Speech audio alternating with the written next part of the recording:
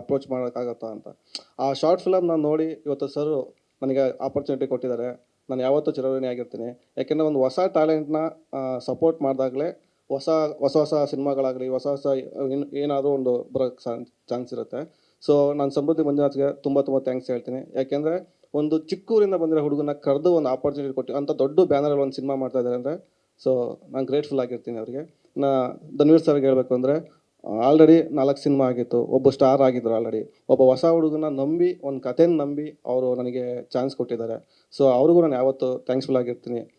ಸಂಜನಾ ಮೇಡಮ್ಗೆ ಕತೆ ಹೇಳ್ತಿದ್ದಂಗೆ full excite ಆಗಿ ಆ ಕತೆ ಕೇಳ್ಬೇಕಾದ್ರೆ ತುಂಬ ಖುಷಿಯಾಗಿದ್ರು. ಅವ್ರ ಸಪೋರ್ಟು, ಅವರೆಲ್ಲ ಡೆಡಿಕೇಶನ್ಗೂ ನಾನು ಥ್ಯಾಂಕ್ಸ್ ಹೇಳ್ತೀನಿ.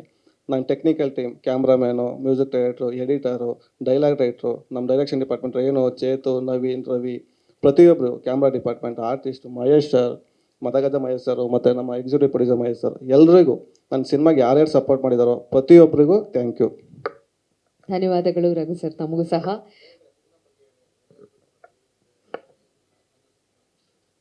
ಸರ್, ಬೆಂಗಳೂರು ಮೈಸೂರಲ್ಲಿ ಶೂಟ್ ಮಾಡಿದ್ವಿ.